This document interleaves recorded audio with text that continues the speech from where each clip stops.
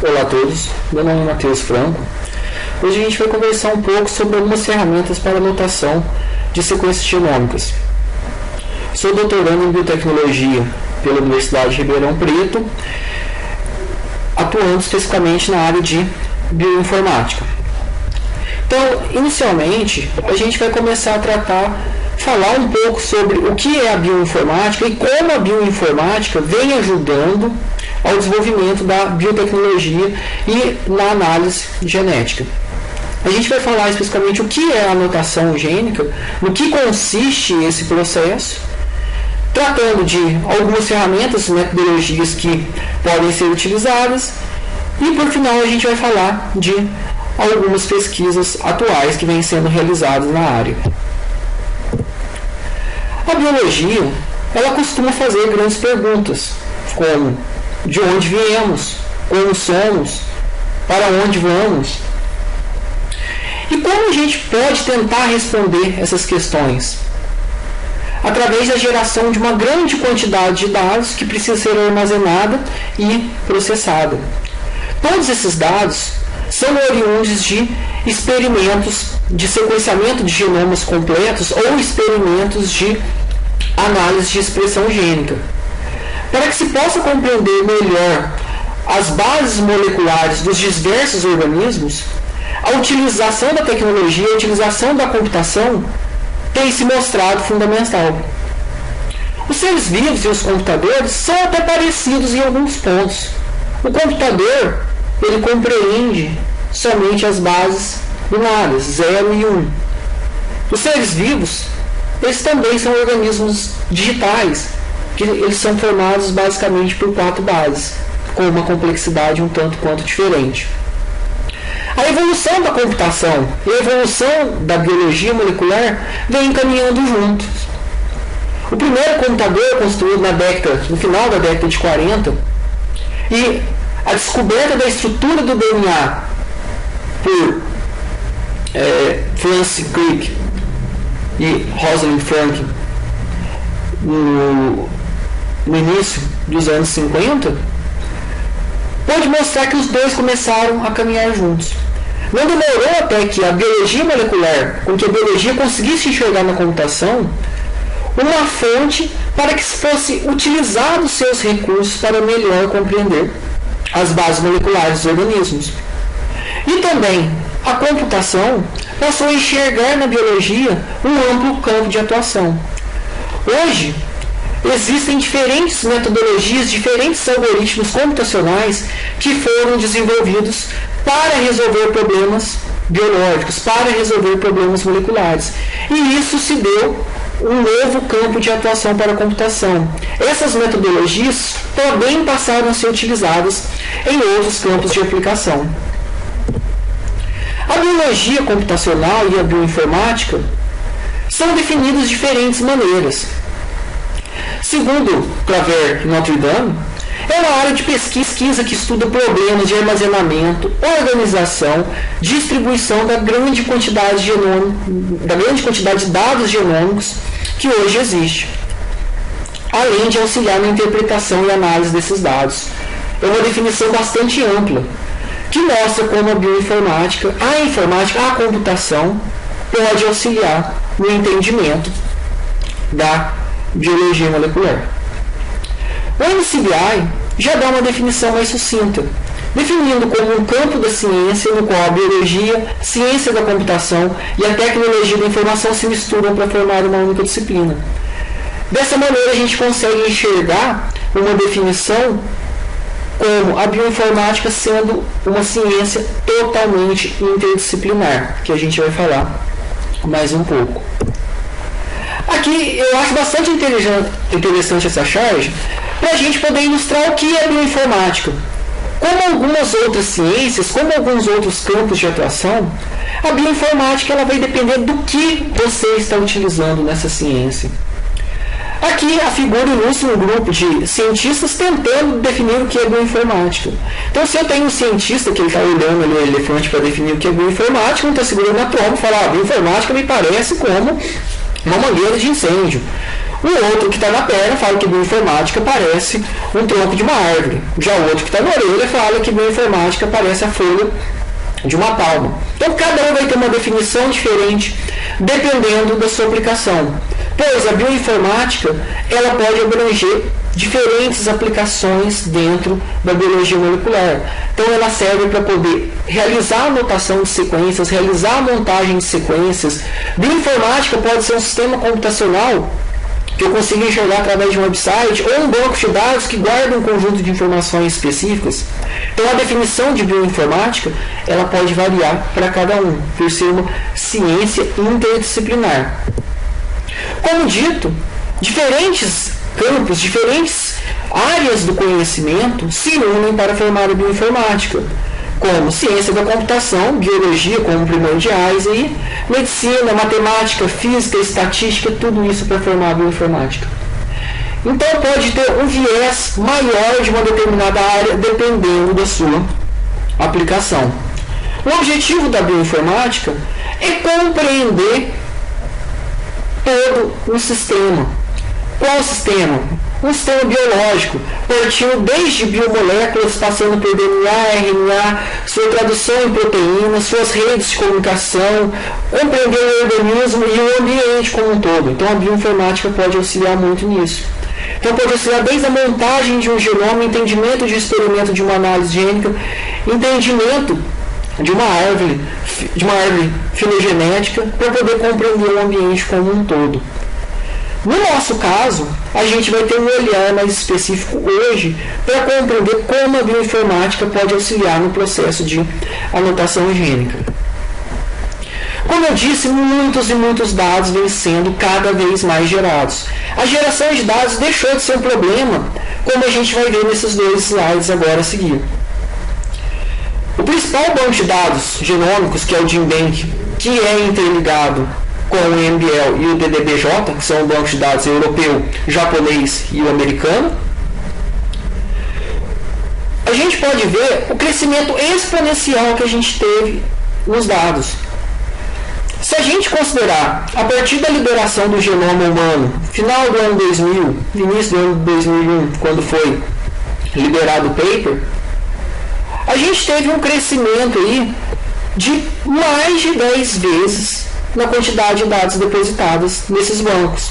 Então a gente partiu aí de algo de em torno de 10 bilhões de pares de dados depositados a hoje a mais de 140 bilhões de pares de dados depositados. Então a gente já tem muito dado para ser que não está completamente analisado, não está completamente curado, não está validado todos esses dados. E a gente teve um grande crescimento também nas entradas. Quantos registros eu tenho nesse banco? Então a gente partiu aqui de pouco mais de 5 mil registros para hoje a gente ter quase 180 milhões de registros. Esses dados são bem atuais, do mês 6 de 2014, junho de 2014. Então a gente já tem muito dado gerado. Gerar dado não é mais um problema, porque o custo por megabase sequenciada, o custo dos experimentos de análise de expressão gênica caiu muito. Se a gente olhar ali no início do ano 2001, mais uma vez, foi quando foi liberado o sequenciamento de genoma humano, quando ele foi completado, então a gente tinha um custo por megabase quase chegando a $10.000. Hoje a gente tem um custo por megabase em 2014 aqui, que ela fica a menos de 10 centavos de dólar. Esse custo ele é extremamente mais baixo do que o definido na lei de Moore. A lei de Moore foi um cofundador da Intel que disse que a capacidade de processamento computacional ela dobraria a cada 2 anos. E esse custo, essa capacidade de processamento envolvida na análise de dados biológicos, na geração de dados biológicos, foi muito superior ao definido na lei de Moore. Isso pode ser, mais uma vez ilustrado, mostrando essa geração dos sequenciadores. Então, a gente teve a primeira geração de sequenciadores utilizado lá na década de 90, que tinha uma capacidade de geração de 50 a 350 kbases, ou seja, algumas 1000 pares de base num tempo de corrida, num tempo de rodagem de 15 horas. Passando a segunda geração, já conseguiram gerar 3.000 megabases, que seria capaz de sequenciar o genoma humano, ou seja, são os sequenciadores do início dos anos 2000, já baseado em sequenciamento e outras tecnologias, com tempo de rodagem média de 6 dias. E agora sequenciadores que a gente diz de terceira geração ou de nova geração, que eles conseguem gerar de 35 gigabases. Hoje, olhando um sequenciador da Illumina MySeq 2500, ele mostra lá que ele é capaz de liberar não apenas 200 gigabases, mas até 1.000 gigabases, ou seja, 1 terabyte de dados, num tempo de corrida aí, em torno de 1 dia e meio a 8 dias, dependendo de quantos dados você precisa gerar. Então, gerar dados hoje deixou de ser um problema, tanto na quantidade de dados quanto no custo de dados. Então, a gente tem muitos dados. Uma vez gerados todos esses dados, se a gente considerar o processo de sequenciamento, existe uma primeira etapa, que é a montagem, que é o assembly do genoma. Uma vez que esse genoma que ele é montado, o que é necessário se realizar é uma análise desses dados, para poder compreender o que são esses dados, que é o processo chamado de anotação gênica. Então, a partir da montagem, é liberado um conjunto de arquivos que podem ter diferente extensão, um FASTA, um FASTQ, que basicamente ele vai ter as sequências, os pares de base, separados em contigues ou em supercontigues. Então é necessário um conjunto de passos que, a partir dessas sequências genômicas, a gente consiga compreender elas melhor, de uma maneira melhor. Então, é um conjunto de passos que a gente vai, a partir das sequências, a gente vai fazer a predição gênica. Então, dentro dessa sequência aí, se a gente estiver considerando o organismo eucarioto, que a gente vai ilustrar basicamente dessa maneira hoje, então eu tenho que identificar onde estão os genes, quais são as regiões promotoras, o que é intron, o que é exon. Então eu tenho que entender o que é o gene e qual a parte codificante desses genes que são identificados. É uma primeira fase do processo de anotação. Posteriormente, realizar a predição da função desses genes, ou seja, compreender para que serve cada um desses genes, ele é relacionado, como a gente já tem muitos dados gerados, a que pode estar relacionado cada um desses genes. Eu já consigo inferir alguma determinada função, para posteriormente fazer uma análise de um contexto biológico, do processo biológico. Então, ver se ele está relacionado a quê? Então, olhar as vias metabólicas que ele pode estar relacionado, olhar qual que é a ligação desse determinado gene com uma determinada patogenicidade. Nesse ponto já pode ser necessário alguns outros experimentos biológicos para ajudar a compreender, para ajudar a apoiar todas as análises sílicos. Logicamente, todo esse processo, ninguém vai fazer isso de forma manual. Ninguém vai pegar cada uma dessas sequências e vai rodar de uma forma manual e tentar fazer uma análise de forma manual. Embora isso seja necessário um processo de curadoria posterior, é necessário um processo de automatização para que a anotação gênica seja possível se realizar para uma grande quantidade de dados, como foi descrito anteriormente. Então, esse processo de anotação gênica, ele consiste num conjunto de passos que cai basicamente em 3 categorias: anotação em nível de nucleotídeos, anotação em nível de proteínas e anotação em nível de processo, que é o que a gente vai tratar. Cada uma a gente vai ilustrar através de algumas ferramentas e compreender como isso funciona. A anotação em nível de nucleotídeos, o principal objetivo, como foi dito anteriormente, é identificar as regiões gênicas. Ou seja, aonde está o gene, aonde está uma região promotora, como eu consigo fazer isso? Existem 2 abordagens possíveis se realizar: utilizando programas do tipo ABinit e utilizando programas baseados em homologia. Programas do tipo ABinit, eles buscam identificar determinados sinais baseados em algoritmos desenvolvidos especificamente para isso. Basicamente, eles utilizam um algoritmo baseado em cadeia oculta de Markov, que é utilizado na maioria das aplicações que a gente conhece. Então, ele procura alguns sinais que já são conhecidos dentro do organismo, ou seja, dentro desse genoma, dentro dessa sequência que eu tenho, para tentar predizer. Então, quando inicia um gene, a gente tem os frames de leitura. Eu posso ter um sinal que vai ajudar a me identificar onde está um promotor, ou seja, eu tenho um gene iniciando próximo. Eu tenho um sinal que me ajuda a entender aonde que está uma determinada cauda, uma cauda poliar, que ela está lá numa determinada região downstream do gene. Eu tenho alguns sinais que me ajudam a compreender aonde está a junção de um intron-exon. Logicamente, falsos positivos podem acontecer, mas essa abordagem ela pode auxiliar em muito o processo. O que se utiliza hoje, com a grande quantidade de dados que a gente tem, é uma abordagem baseada em sinais, mas também utilizando homologia, ou seja, não simplesmente olhando a homologia. Mas por quê? Eu tenho determinados organismos que eles já têm uma característica do tamanho do gene, da identificação do início do gene, de um padrão de junção de intron-exon. Então, como já existe um determinado padrão e já é conhecido, programas utilizando uma abordagem mista, olhando sinais e já olhando uma homologia com organismos modelos, podem ser utilizadas. Quando a gente olha para organismos procariotos, a gente já teve uma outra abordagem, porque basicamente a maior quantidade do genoma do organismo procarioto ele é composto por regiões codificantes, em torno de 90%. A gente não tem regiões intrônicas. Então, basicamente, a gente tem um processo simples de identificar onde está o gene, que é o frame de identificar o frame de leitura. Agora, já quando a gente trata de organismos eucariotos, a gente já tem uma tarefa complicada, como eu disse anteriormente, porque pouca parte do genoma do organismo eucarioto realmente vai se traduzir em uma proteína. Realmente ele vai ser um gene. Então a gente tem algumas ferramentas, aqui listado algumas ferramentas. Então existem ferramentas específicas para identificação de regiões gênicas de organismos procariotos e eucariotos. Então a gente tem o Augusto, GeneScan, GeneID, FGenes, Exon, MZIF, FGenes, GeneFinder, HMM Gene. Então existe uma lista ampla de ferramentas que podem ser utilizadas. Para poder ilustrar a nossa apresentação hoje, eu escolhi uma dessas aplicações só para a gente entender como funciona esse processo.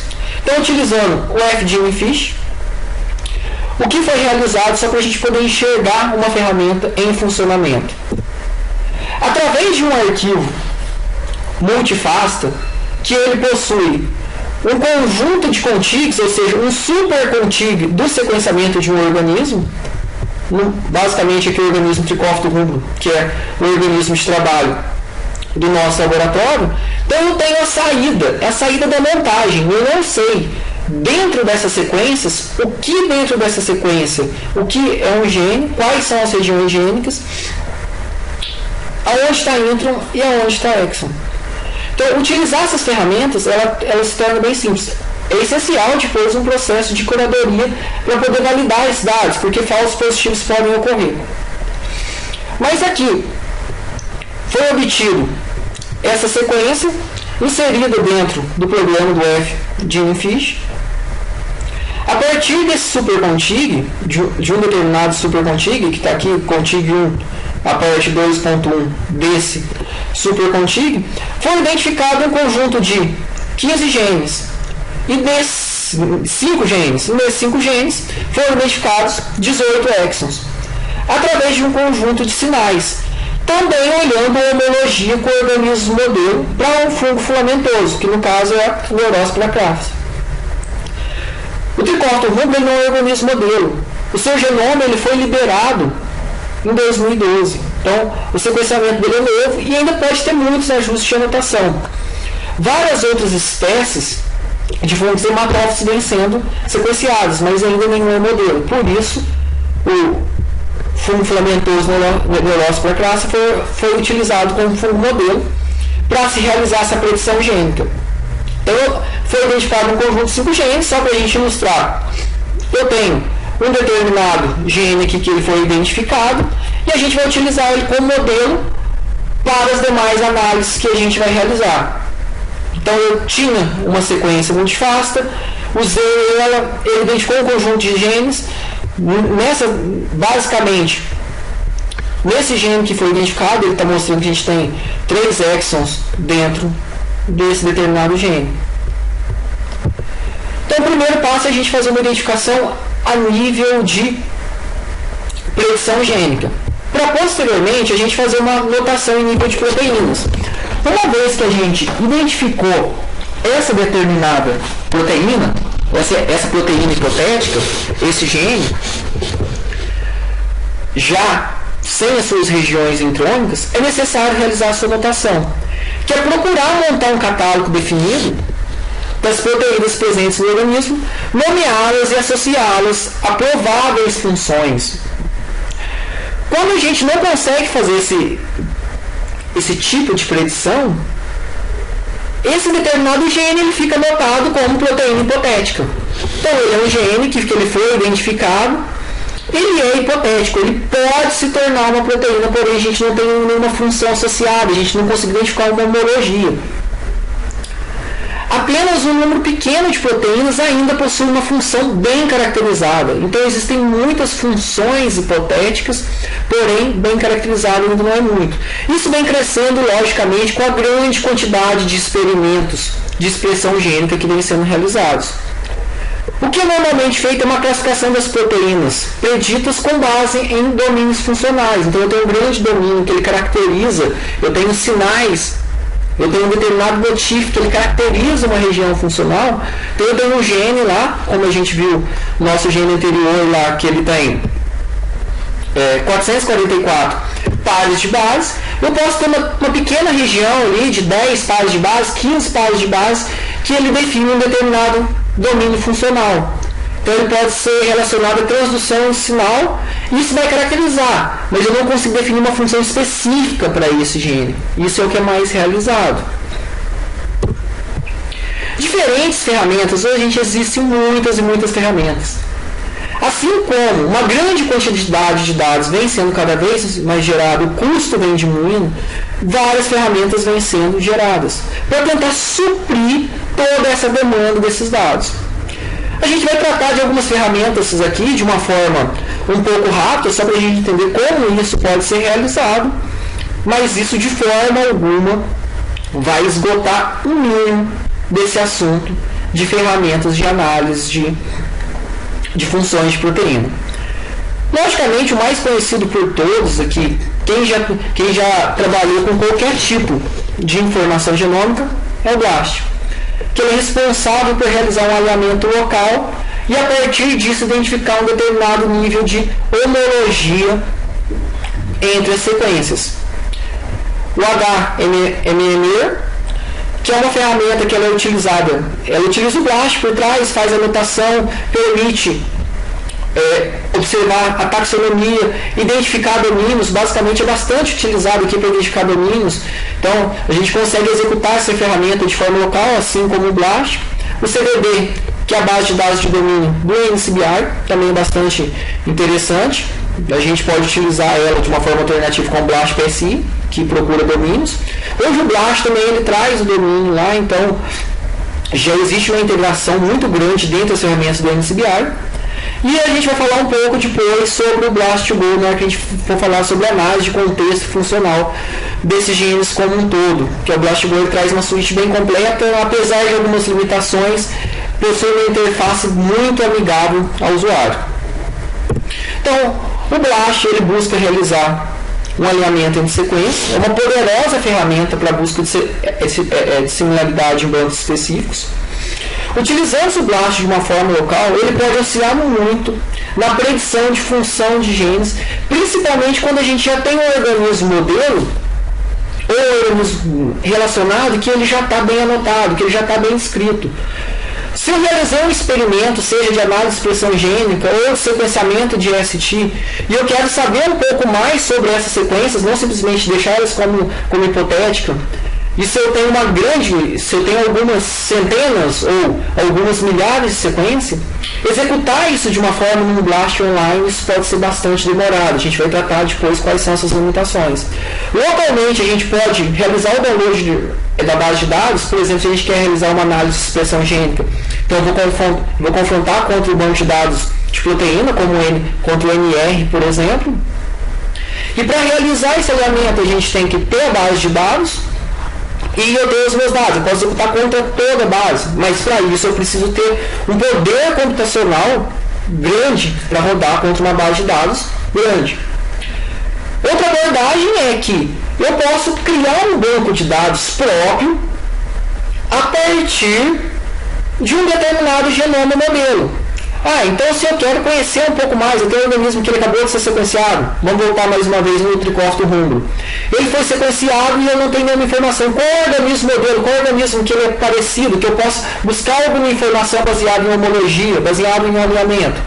Eu posso pegar o fungo filamentoso Neuróspora, o Aspergillus, apesar de ele não ser filamentoso, eu posso pegar ele como modelo também, eu posso olhar. Então, primeiro eu crio um banco de dados, uma base de dados de Neuróspora, eu crio uma base de dados de Aspergillus.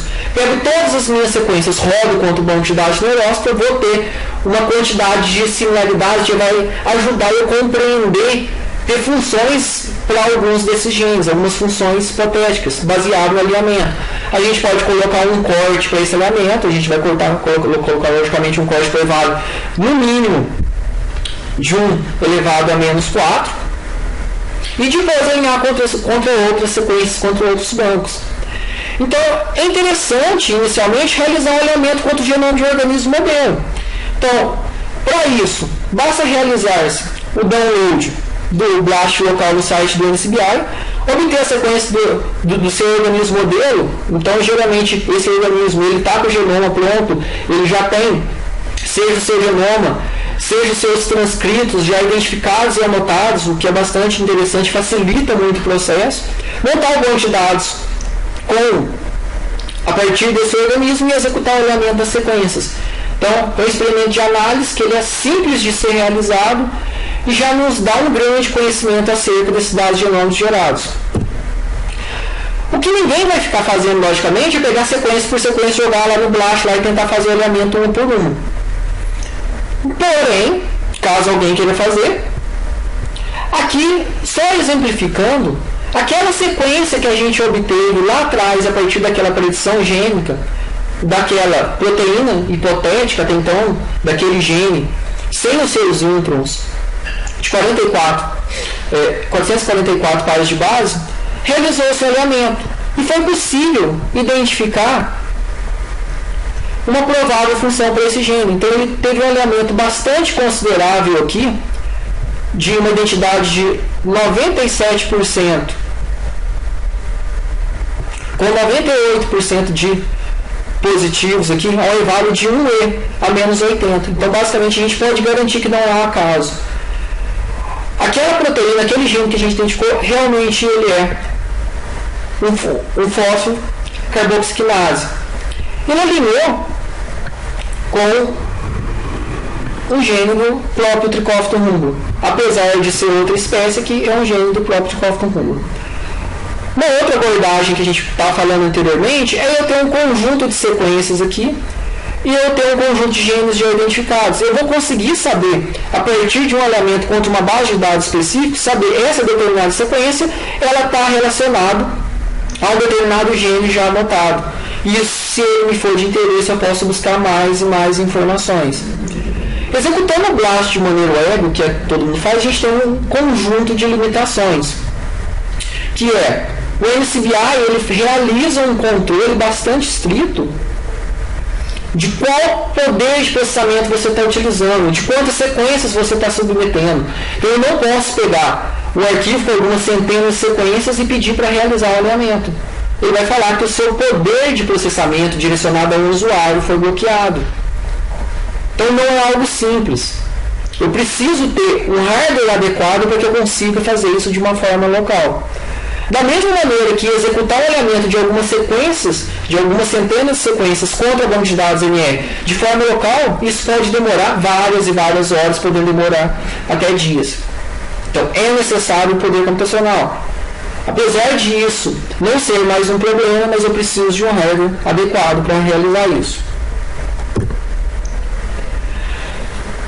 Outra ferramenta que a gente pode utilizar, como eu disse, é o CDD, que é o banco de dados de domínios do NCBI, então eu posso pegar aquela mesma sequência que eu tinha lá, inserir no CDD e conseguir identificar um domínio. Então foi possível identificar um domínio que traz o mesmo padrão de homologia definido lá no BLAST, o domínio PFCK, já definido, é uma superfamília, então eu tenho uma determinada região que caracteriza, então dentro daquelas 444 pares de bases que a gente tinha lá, uma determinada parte dela é responsável por caracterizar esse domínio. Então eu tenho aqui marcando aqui acima dos 150 pares de base até próximo da base 440, ela é responsável por caracterizar esse determinado domínio. Esse determinado domínio eu consigo ler algumas informações, eu já consigo obter algumas informações sobre esse domínio que me ajuda a entender melhor a função desse gene.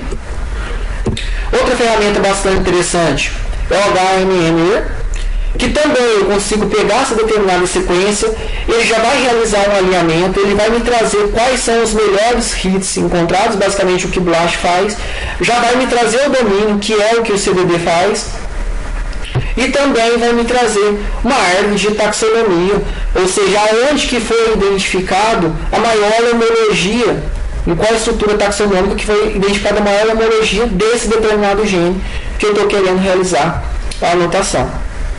Então essas são algumas das ferramentas mais básicas e simples que a gente pode utilizar, partindo lá de uma determinada sequência para conseguir compreender a sua função. Na sequência agora a gente vai falar do BLAST2Go. O BLAST2Go ele é uma ferramenta que nos permite um entendimento bastante completo, partindo desde da predição da função desse gene até a geração de vários gráficos, geração de algumas informações bem interessantes e permite uma anotação e curadoria manual. Então, o BLAST2Go a gente vai utilizar para poder falar de anotação em nível de processo, que é a parte mais interessante e desafiadora do processo de anotação gênica, que é relacionar esses dados gerados com os processos biológicos. Hoje, o que é padrão se utilizar é o Gene Ontology, que é o vocabulário padrão para descrever as funções dos genes em organismos eucariotos. Para anotação em nível de processo, é necessário mais que um trabalho computacional. Pode ser amplamente utilizado experimentos a nível de análise de expressão gênica. Então, diferentes técnicas biológicas de autoprodução podem ser utilizadas e devem ser utilizadas para melhor entender. Então, tem uma função hipotética que ele está relacionado a quê? Então, eu quero tentar compreender melhor a função desse gene. Então, experimentos biológicos podem e devem ser utilizados. Dentro desse processo de entendimento dos processos biológicos, o BLAST2Go mostra-se uma ferramenta muito interessante, que ela permite desde a anotação a nível de função da proteína baseado no BLAST, permite a identificação dos termos do Gene Ontology, das enzimas, das codificações de enzimas definidas, da identificação dos mapas do KEGG e identificação de domínios baseados no Interpro ou no PIFAM. Então é uma ferramenta bastante completa, uma suíte bem interessante. Então, o que é interessante no BLAST2Go? Ele é independente de plataforma, então ele é desenvolvido em tecnologia Java, então ele funciona tanto em Windows, quanto em Linux, quanto em Unix, então ele roda em qualquer plataforma. Ele pode carregar um arquivo FASTA e executar o BLAST de forma online, apesar de ser muito demorado.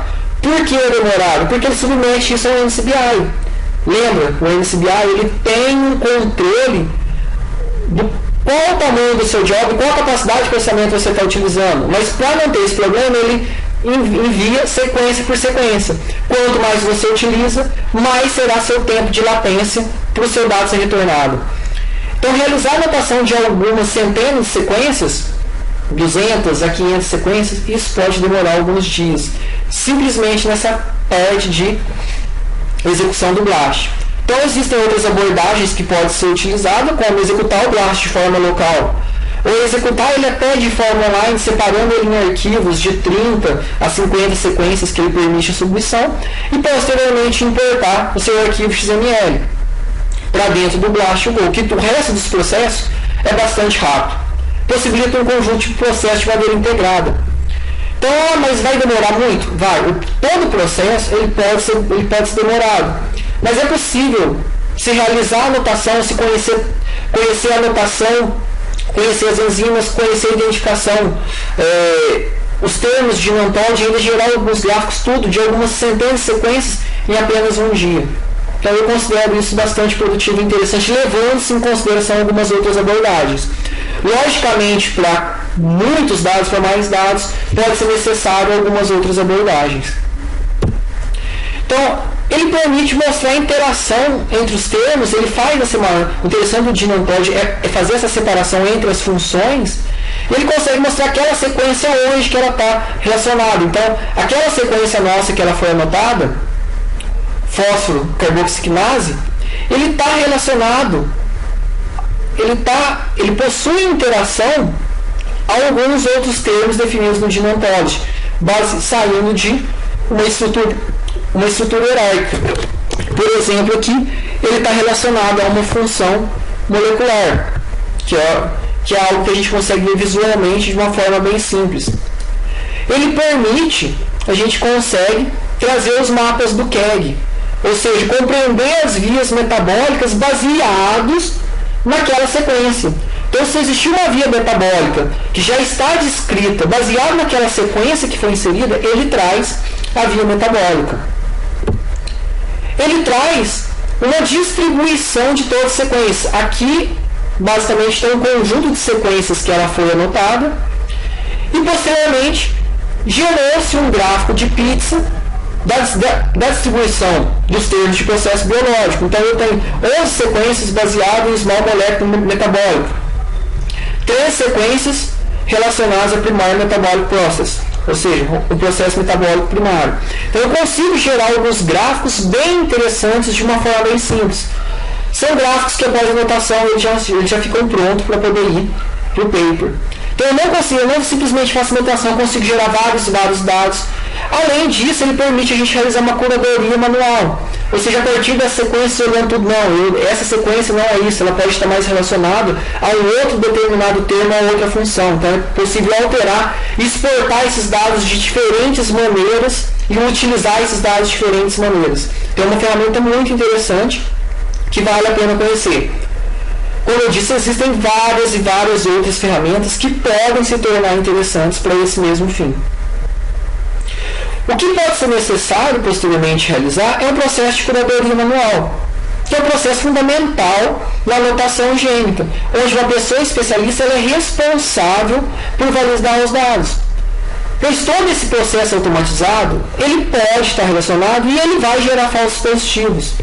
Tanto que após o sequenciamento dos genomas é realizado todo esse processo de anotação automática. Após esse processo de anotação automática, esse genoma ele é liberado em modo rascunho. Por quê? O processo de anotação ele pode receber alterações, pois ainda não foi realizado um processo de curadoria manual. Então, muitos dados vêm sendo gerados, vários indivíduos estão sendo sequenciados. Então, a gente tem diversos indivíduos que já foram sequenciados. James Watson, descobridor da estrutura do DNA, Craig Venter, que foi responsável pelo sequenciamento do genoma humano em uma das iniciativas, 2 coreanos, um chinês, um africano, um paciente de leucemia, 2 filhos, um pai e filho. Hoje já existem muitos indivíduos sequenciados. Por que isso tornou-se importante? Aqui a gente tem um claro exemplo aqui. Através daquele chinês que foi sequenciado, um paper publicado na Nature em 2008, realizaram toda a anotação gênica desse indivíduo, tentando se relacionar os seus genes a possíveis doenças, a possíveis alelos de doenças já conhecidas. Então foi relacionado esse indivíduo 7 genes relacionados ao Alzheimer, 26 a diabetes, 8 a hipertensão, 6 a obesidade, 7 a Parkinson. E depois foi trago aqui qual que é o percentual, ou seja, qual que é a probabilidade dele desenvolver, dele ter uma predisposição a essas determinadas doenças. Então, realizar o processo de anotação gênica, conhecer a função desses genes, tornou-se essencial. Algumas pesquisas atuais que vêm sendo realizadas e mostram-se muito interessantes e mostram o quanto é necessário cada vez mais poder computacional e cada vez mais mão de obra especializada para auxiliar na anotação e na identificação desses dados. Então a gente tem o projeto OneThousand Genomes, que ele tem como objetivo sequenciar todos os indivíduos possíveis dos mais diversos lugares para poder conhecer, fazer um catálogo aprofundado da variação genética humana. Então, sequenciar indivíduos de diferentes continentes, de diferentes etnias. Então, o projeto que ele começou como OneThousand Genomes, hoje existem mais de 2.500 indivíduos sequenciados. Outro projeto que é bem interessante, que é o 10K Genomes, de nome 10K, que ele mostrava como objetivo sequenciar 10.000 organismos eucariotos diferentes. Hoje já são mais de 16.000 organismos sequenciados. Então, gerar dados deixou de ser um problema. O Congresso brasileiro aprovou um banco de dados de DNA para crimes violentos, isso foi lá em 2012, então já é possível criar um banco de dados de DNA, isso já é legal para poder buscar informações contra crimes violentos. O genoma de mudélias, que já foi muito falado, a gente já tem alguns anos falado isso. Para você ter uma ideia, como foi mostrado, o custo por megabase ele está abaixo de 10 centavos de dólar. A Illumina, que é a maior defensora desse processo do genoma de $1.000, já mostrou que é claramente possível, com seus equipamentos mais simples, que é o MiSeq, realizar um sequenciamento em laboratório e gerar lucro para o laboratório. Hoje, o que a gente tem ainda são genomas em torno de $5.000, que são os preços praticados nos Estados Unidos. Outro aqui falando que a Life colocou no mercado um equipamento que segundo seus cálculos, permitirá que os laboratórios sequenciem o genoma de qualquer pessoa cobrando $1.000. Então, diferentes equipamentos e diferentes empresas já vêm colocando essa questão de genoma. Qualquer pessoa que quiser, o objetivo é que sequencie seu genoma e conheça suas bases moleculares até onde ela queira. Lógico que isso vai trazer muitas questões para serem discutidas, mas é algo que é possível se acontecer com base em todos esses dados que vêm sendo gerados. A tecnologia empregada na análise genômica hoje sofreu um dramático progresso em pouco tempo, como foi mostrado, tanto na capacidade de sequenciamento, no custo de sequenciamento, como acabou. E a evolução das tecnologias computacionais mostraram-se essenciais para que essas pesquisas genômicas fossem impulsionadas e chegassem no patamar atual.